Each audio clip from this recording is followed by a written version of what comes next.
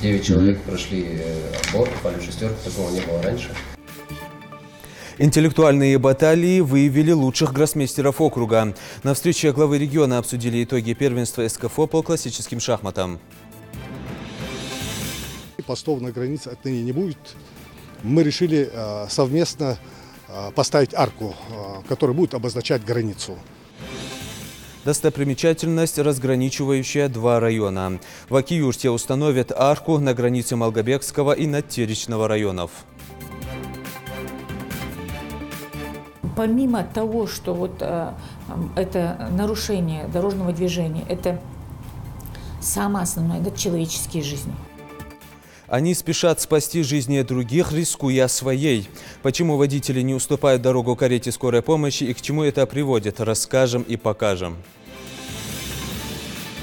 Самолечением заниматься в данном случае никак нельзя, потому что мы можем не добиться окончательного результата и запустить пневмонию. Болезнь, занимающая 4-е место по смертности. Сегодня Всемирный день борьбы с пневмонией. И хотим эти коробки сдать, чтобы спасти деревья. И мы будем рады, если наш труд будет полезным. Вклад в сохранение природы. В республике проходит акция «Собери макулатуру, спаси дерево».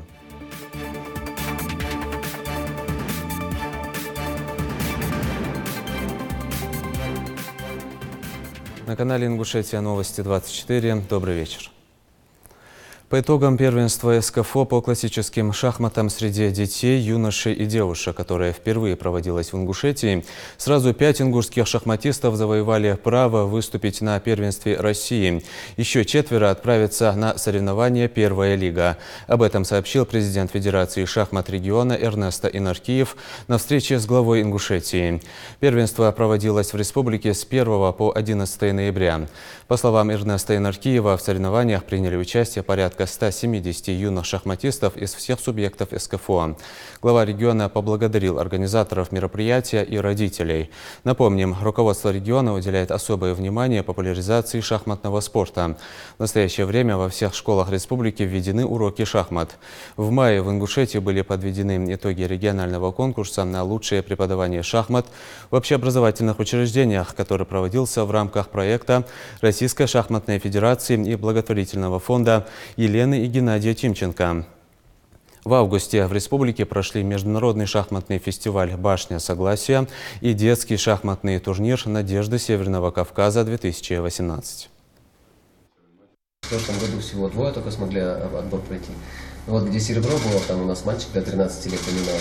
Они по 7 побед одержали с конкурентом, но решающую партию тот победил. Для нас он очень удачный, потому что обычно, когда за пределами республики проходит чемпионат, у нас делегация максимум 15 человек выезжает, это на каждого расходу серьезно. А сейчас 46 участников от Ингушетии выступили. И вот 5 на первенство России прошло, еще 4, там есть, кто 5-6 занял место, там еще соревнования «Первая лига». То есть 9 человек прошли отбор, попали в шестерку, такого не было раньше. Поэтому очень успешный чемпионат. Очень приятно было. Вчера у нас закрытие состоялось, хорошие слова от делегаций других, потому что мы постарались сделать вещи, которых не было на других чемпионатах, которые не проходили. Главное, что мы сейчас проводим и в состоянии проводить такие мероприятия. Но самое главное, что мы создали хорошую базу. И школьную программу создали, и в каждой школе секции шахматной, самое главное, федерации, возглавляет федерацию тоже. Легенда, как минимум, Кавказа, потому что у нас первый чемпион выходит с Северного Кавказа, чемпион Европы. Ну и будем ждать, когда будешь на уровне уже мировой. Ну, конечно, надо натаскивать, надо готовить, надо с каждым годом все лучше и лучше организовывать. Ну, а вам всем спасибо за то, что хорошо организовали, провели. И еще раз это показывает, что мы на современном уровне по организации любых видов соревнований. Поэтому большое спасибо, Баркалдия Слушал. Соревнования там, или там секции в школах, там, занятия школьные, это все понятно. А вот соревновательный цикл надо делать. Я уже говорил, там, как дорога в М1, надо наладить вот этот соревновательный цикл во всех видах спорта. Если ребята не будут своих там, вот, как было в свое время, в советское время, кожаный мяч, такие виды соревнований, да? Межмуниципальные, районные, межшкольные, межмуниципальные, районы, там 5-6 видов соревнований должно быть у детей. И на это обратить внимание. Если вы это сделаете, я думаю, что получится хороший результат в плане уже показателей. Да, понятно, что нужно в любом случае там лет 5 еще как минимум нам на какой-то уровень выйти. Там звездочки будут появляться, там какие-то индивидуально, но в масштабе мы лет 5 надо. Но это в том случае, если правильно организуете вот эту систему. Для этого надо посмотреть у специалистов, как эта система тренировок и система соревнований организовывается. Это одно. И второе, от каждой, там стимулы должны быть. Каждой школе там, они выставляют свою команду, не вся же школа выступает, команда выступает, а команда это кто? Это те, которые там себя наиболее там проявляют, которые есть интерес там, к шахматному спорту. И тогда можно этим школам давать какие-то стимулы. Символ мира и нерушимости многовековой дружбы. На границе двух приграничных районов Ингушетии и Чеченской Республики в скором времени появится новая достопримечательность. Жителей и гостей будет встречать въездная арка. Речь идет о границе между Малгобекским и Натеричным районами. Главы администрации провели встречу в селении Аки-Юрт и обсудили детали дальнейшего сотрудничества. Подробности в сюжете нашего корреспондента. Главы двух администраций вместе с жителями Малгобекского и Натеричного районов собрались на установленной границе между регионами. Именно здесь предстоит возвести арку, определяющую территориальную принадлежность земель. Раньше эти границы определяли посты милиции. По этому поводу есть четкое указание глав Ингушетии и Чечни. Постов на границе отныне не будет. Мы решили совместно поставить арку, которая будет обозначать границу. Были разные идеи поставить там, скажем, 2 арки, но мы решили, что одной будет достаточно. Одна может быть выше, ниже, может символизировать что-то другое. Мы хотим, чтобы была одна арка на 2 республики, учитывая, что мы братские республики.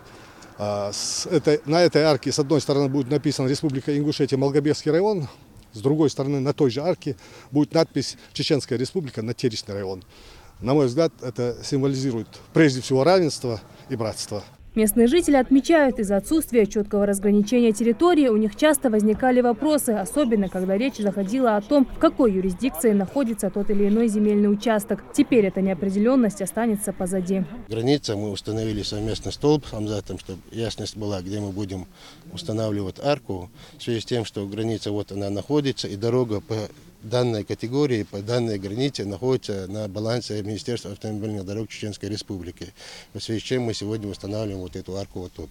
Но мы арку будем чуть-чуть вниз отводить, в связи с тем, что там идет внизу дренажный канал. Будем отводить чуть-чуть арку назад, но это нам не помешает. Жители уверены, что между нашими народами никогда не было и не может быть никаких границ. Арка станет своего рода символом мира, способствующей экономической интеграции республик, укреплению дружбы и братства между народами.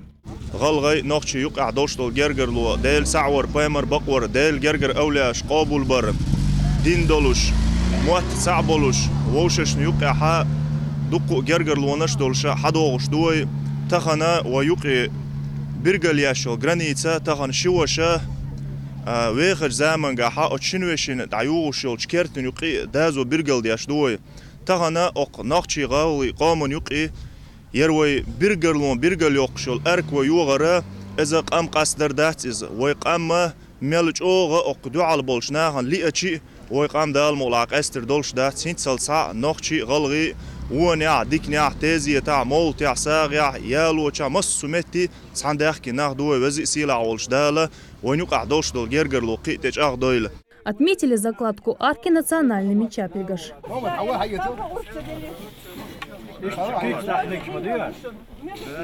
Установить арку планируют уже на следующей неделе. Жарадат Хулхоева, Асхаб Белакиев, Новости 24. А теперь о ситуации на дорогах республики. Говорить о статистике, пытаясь достучаться до лихачей, скажем прямо, бесполезно.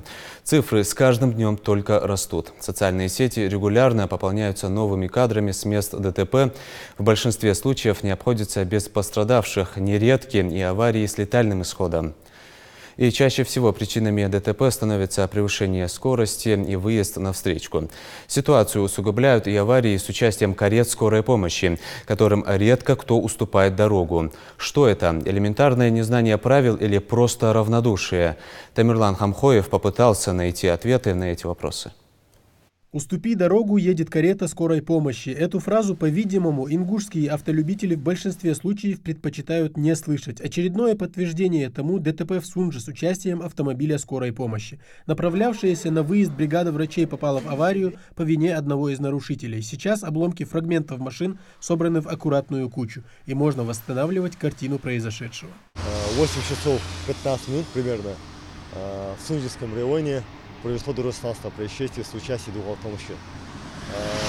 Водитель автомобиля «Лада Гранта», двигаясь со стороны города Сунжи в направлении города Карабулак, выехал на полосу встречного движения, допустил столкновение с автомобилем «Газель Next». В результате дорожно-транспортного происшествия водитель автомобиля «Лада Гранта», его пассажир были госпитализированы в реанимационный отдел РКБ города Назрань, а также водитель скорой помощи и его двое пассажиров тоже госпитализированы с развитием телесного повреждения Сунжской ЦРБ. Статистика ДТП в нашем регионе не сильно меняется, несмотря на все предпринимаемые в ГИБДД меры. И когда список пострадавших пополняется еще и теми, кто оказывает первую помощь, в таких случаях становится страшнее вдвойне. Если бригада врачей выезжает на вызов, карете должны уступать дорогу. Об этом известно наверняка всем, однако мало того, что не уступают, водители умудряются создавать помехи для скорой. Мне кажется крайне возмутительным, когда участники дорожного движения видят карету скорой помощи, которая спешит на помощь кому-то, пациенту, человеку, которому необходима сейчас сиюминутная помощь, и с мигалками, когда движется карета скорой помощи, не уступают дорогу. Не только не уступают дорогу, да, а еще нарушая правила дорожного движения, вот таким образом происходит у нас дорожно-транспортные происшествия, которые приводят к травмам медицинских работников, к травмам самих водителей, которые виноваты в данном ДТП. Медики дежурят днем и ночью, готовые выехать в любой момент. И бригада врачей в тот день как раз направлялась на очередной выезд. Вдвойне обиднее понимать, что ДТП произошло на ровном месте. Я даже не знаю, как это может быть так невнимательно ездить на дорогах. Ведь скорая помощь, она едет куда-то на вызов, оказывать помощь экстренную, необходимую медицинскую помощь. Это еще надо сказать, что нам повезло, что не было больного в карете скорой помощи, ехали на вызов. Водитель скорой помощи, врач и фельдшер отделались незначительными ушибами. Исход аварии был бы куда плачевнее, если бы посадка медицинской «Газели» была низкой. У нас новые автомобили скорой помощи. Это просто вот мы гордились тем, что мы можем оказывать помощь в таких условиях. В этой машине все оборудование, все необходимое оборудование для оказания скорой экстренной медицинской помощи. Ну, я не знаю, это нужно ценить каждому. Еще одна авария произошла накануне в районе Насыркорта. Водитель автомобиля ВАЗ-2110 не справился с управлением и врезался в столб. Сейчас он и находившиеся в машине «Лада Гранта» участники ДТП с каретой скорой помощи находятся в реанимации. Трое пострадавших с ДТП с Сунжской ЦРБ, они были переведены в сопровождении медицины катастроф. Парни от 25 до 30 лет. Состояние троих больных тяжелое, они стабильны. Все они имеют тяжелые, сочетанные травмы. Все находятся в коме. Дыхание у них у всех аппаратное. По поводу больного Коригова сейчас решается вопрос об экстренном оперативном вмешательстве. Остальные двое больных переведены во взрослую реанимацию, они находятся в условиях интенсивной терапии. Это далеко не первое ДТП, в котором пострадали сотрудники скорой помощи. Больше недели назад произошло еще одно. К счастью, обошлось без жертв. Помимо того, что вот это нарушение дорожного движения, это самое основное, это человеческие жизни.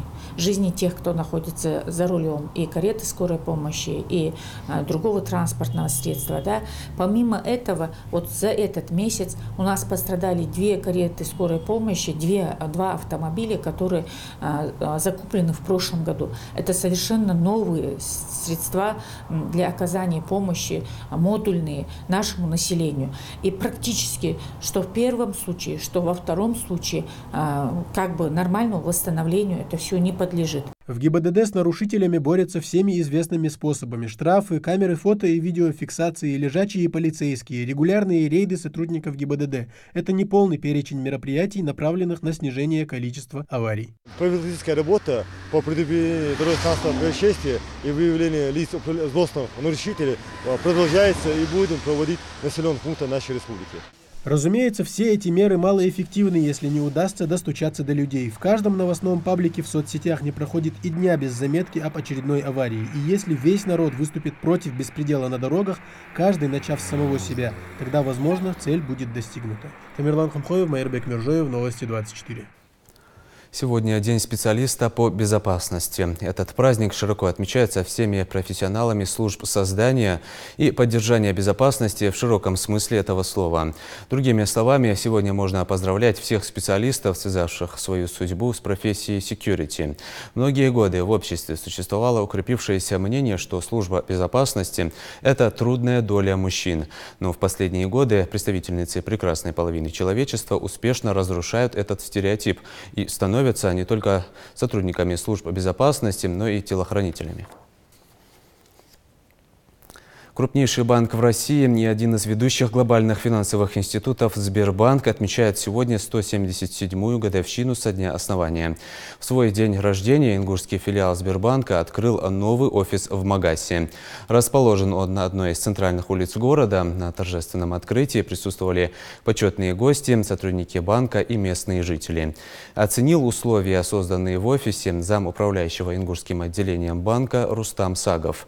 Знакомство с новым отделением началось с перерезания не красной, как обычно, а символической зеленой ленты.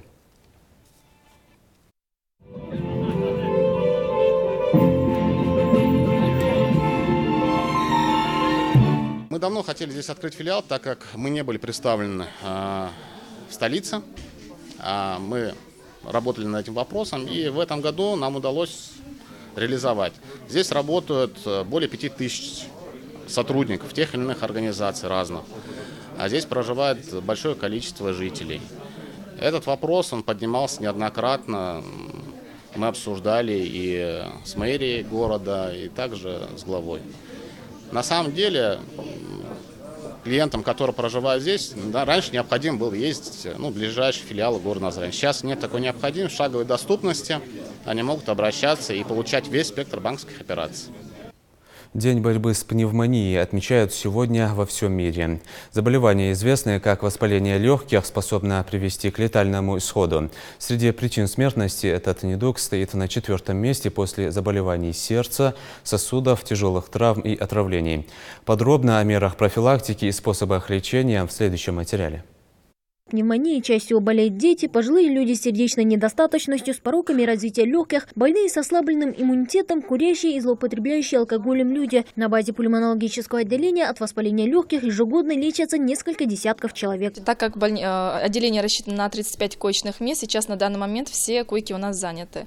Половина из этих больных с пневмониями, в основном это женщины, так как иммунитет намного слабее, чем у мужчин, и пожилые люди старше 65 лет. При этом сохраняется и риск летального исхода от этой болезни. Среди причин смертности пневмония стоит на 4-м месте после заболеваний сердца, сосудов, опухолей, тяжелых травм и отравлений. Переходя от одной стадии к другой, этот недуг может постепенно поразить все легкое. И если его запустить, последствия могут быть далеко не утешительными. Если эту пневмонию вовремя не вылечить, может быть выпад плевральной полости. Это значит, что здесь будет набираться жидкость, в результате которой человеку станет еще хуже. Он будет задыхаться, так как легкое будет у нас поджиматься из-за наличия воздуха в плевральной полости. Между тем, любители народной медицины активно пропагандируют в интернете лечение пневмонии в домашних условиях. Целебные свойства некоторых овощей, фруктов, различного рода компрессы и травы вполне могут заменить и комплексное лечение в больничных условиях, уверены они. Лекарства употреблять не хочется. В сочетании с медом получается прекрасное средство от кашля. Вот опытные врачи призывают не заниматься лечением на дому. Чтобы полностью избавиться от недуга, требуется хорошая диагностика, правильный подбор лекарственных препаратов и постоянное наблюдение у медиков. Потому как только врач способен определить, какая у больного форма пневмонии и какое именно лечение ему необходимо. Самолечением заниматься в данном случае никак нельзя, потому что мы можем не добиться окончательного результата и запустить пневмонию.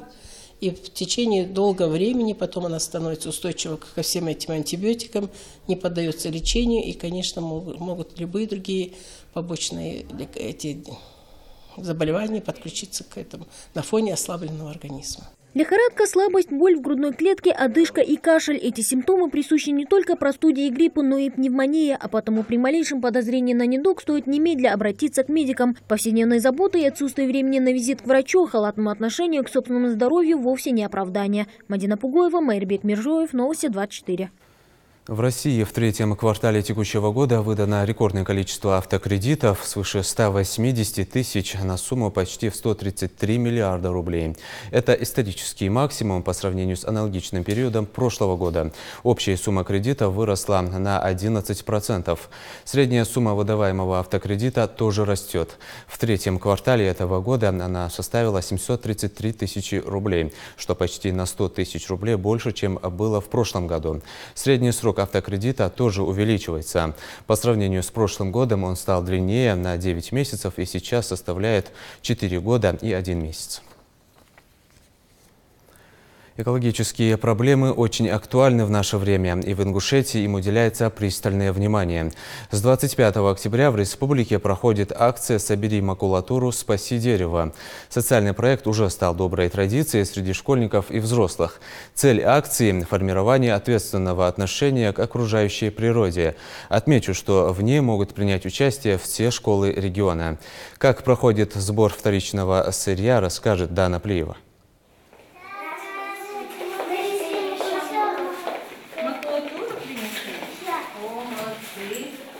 Утро в школе для этих ребят начинается не в классе, а в библиотеке. В руках у каждого полные пакеты со старыми книгами, журналами и тетрадями. В 5-м Алгобекской школе акция «Собери макулатуру, спаси дерево» стартовала неделю назад. Школьники с большим энтузиазмом решили поучаствовать в ней, чтобы не только помочь окружающей среде, но и вдохнуть новую жизнь в старую бумагу. Самому младшему любителю природы Ибрагиму Дзейтову всего 6. Со сбором макулатуры помог отец.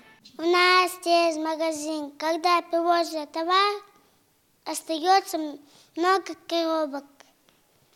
И мы с братом собираем эти коробки. И за год мы собрали очень много. И хотим эти коробки сдать, чтобы спасти деревья. И мы будем рады, если наш труд будет полезным.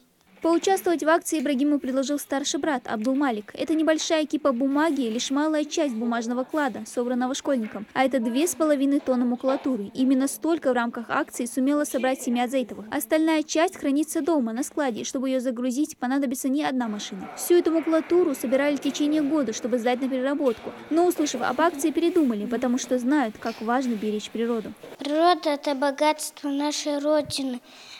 Лес является частью природы. Из деревьев можно изготовить много всего, например, книги, тетради, карандаши и много другого. К акции присоединился и четвероклассник Али Курский. В поисках старых книг и журналов школьник заглянул не только в каждый уголок своего дома, но и обратился к соседям. Помогала и бабушка. Я каждый день прихожу в библиотеку.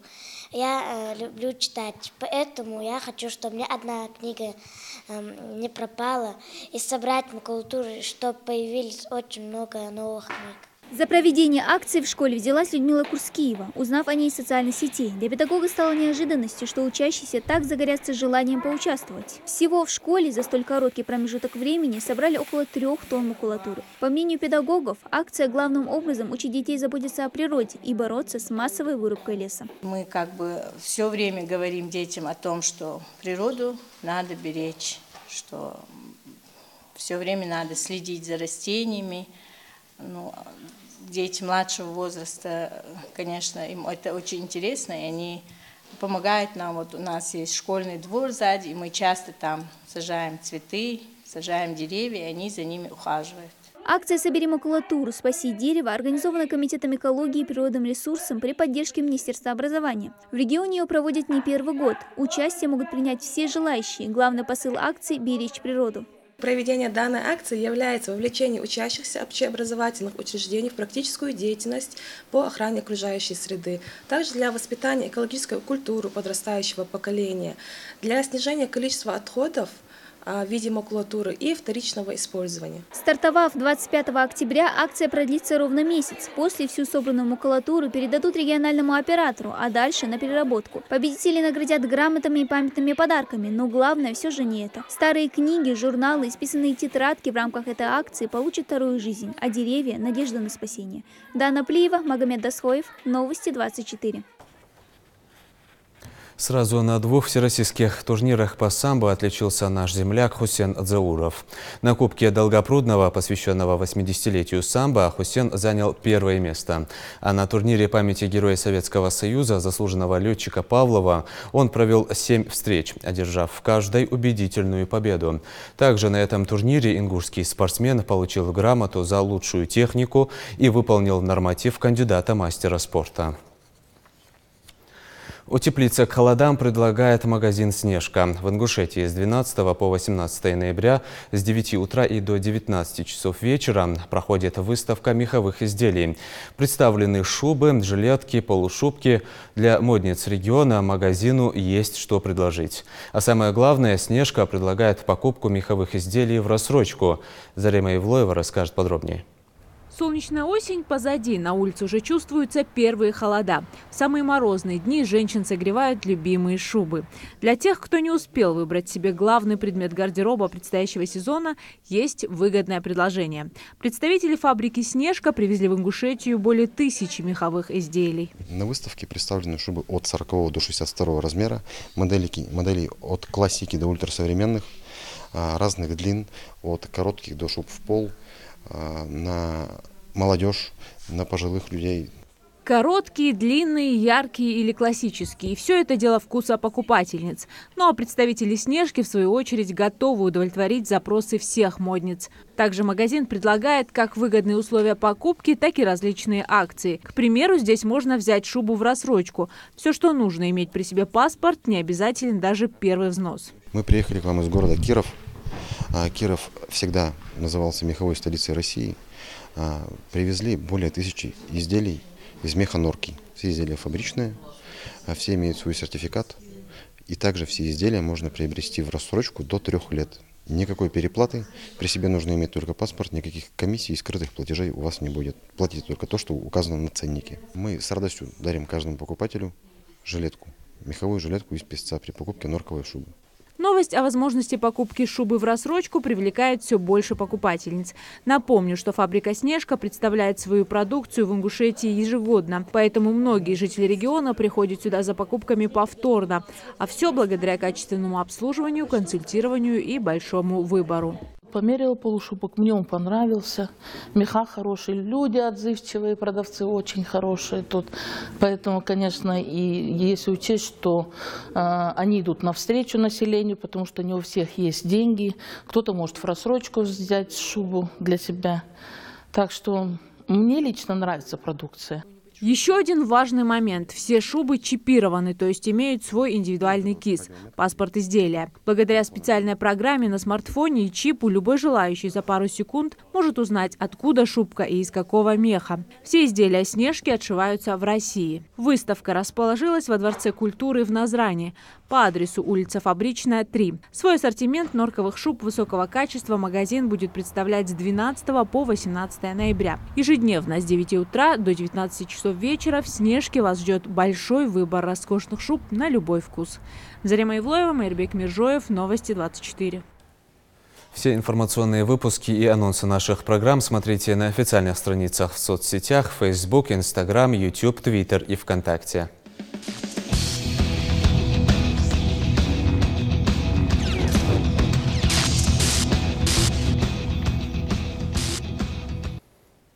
На этом наш выпуск завершен. Оставайтесь на канале Ингушетия.